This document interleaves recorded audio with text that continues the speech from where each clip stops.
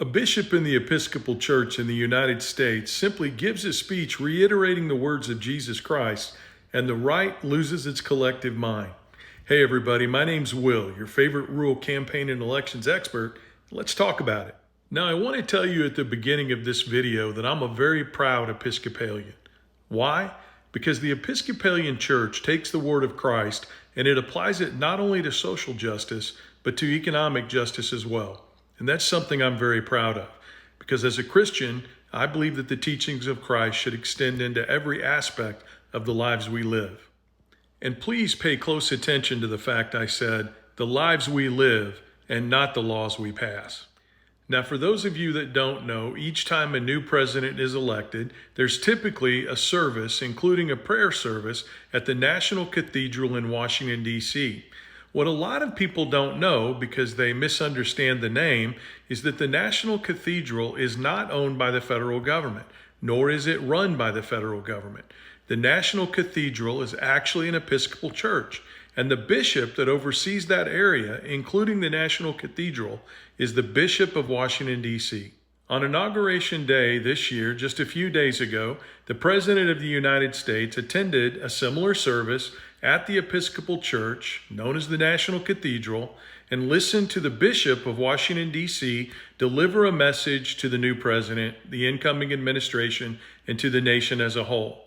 And in that speech, in that sermon, the bishop simply stated, "Mr. President, please have mercy on the LGBTQ and immigrant community, because they're very fearful right now due to the policy changes that are taking effect."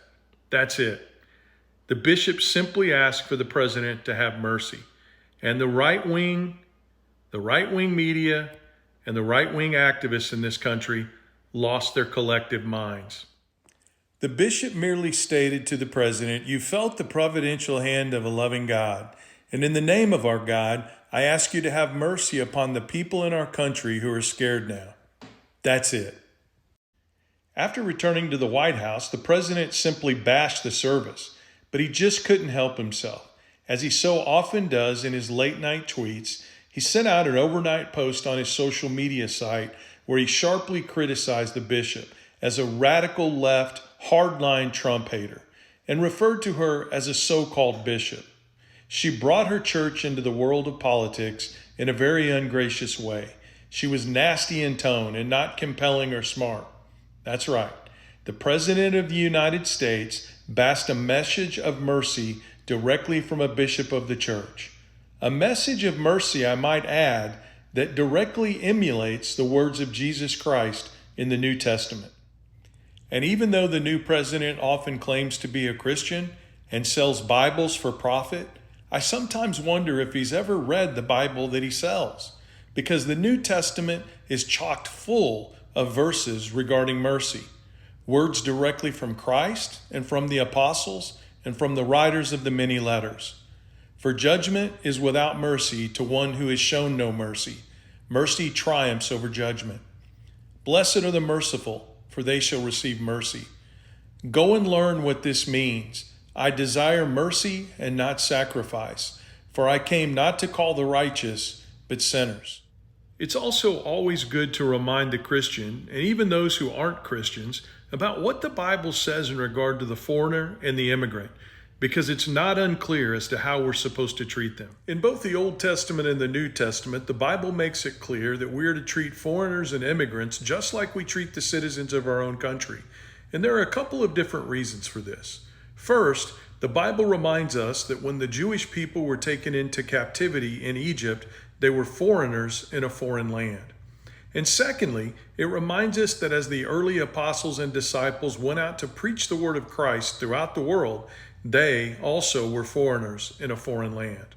Now I want to wrap things up with a message directly to farmers and ranchers and Republicans who call themselves Christians. What's to be said about a president that sits in an Episcopal church and hears words from a bishop preached directly from the Bible, words that emulate the direct words of Jesus Christ? What's to be said when a president of the United States condemns those words that came directly from the mouth of Christ, were written into the Bible, and were preached for centuries around the world? What's to be said when a president who claims to be Christian argues that the word of Christ doesn't make for good theatrics or a good show, that it's not entertaining, and that he's disgruntled that those words don't match his political ideologies and philosophies?